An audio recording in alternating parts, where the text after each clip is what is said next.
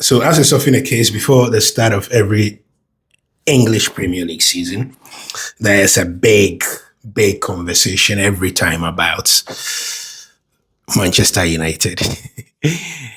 There was a time when the conversation was whether they will win another title. They won it so often in the days of Alex Ferguson. It was becoming boring.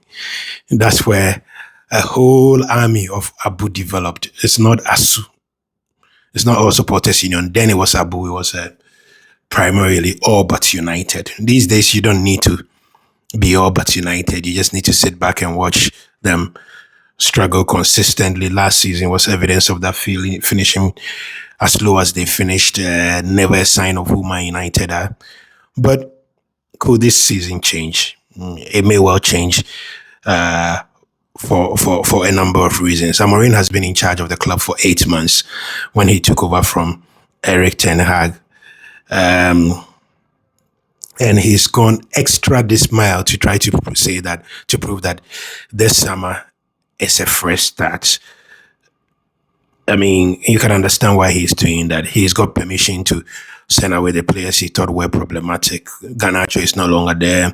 Sancho is gone. Anthony, Malakia, and all that have been dispatched with permanently. He no longer has to deal with the constant questions about Marcus Rashford as well. Crucially, he's been able to bring in a good striker, Benjamin Sesko, who has to deal with the burden of playing and delivering in the Premier League his first season. But also Matthias Cunha, a player who knows the Premier League well. Brian Mbeumo, very decent player, not world class yet, but decent player. He will give goals. He will give good work rate. He will give good energy. So if you're a Man United fan, there's a lot to be hopeful for. I think maybe the most crucial thing for Amorim, and the reason United fans can be reasonably expectant, is that he has had a good run over the summer to be able to pick and choose what he wants to do. He has had enough time of preseason and the rest to build players more, to pick up players he thinks will fit into his system more, but also to work enough on the training grounds over the summer, use all these experimental games to get a good understanding of the way they have. If Sesko provides goals, a major problem for United in terms of who puts the ball at the back of the net is solved. I think from watching them that they still have a central defensive midfield problem, which explains why they are so determined to get Baleba.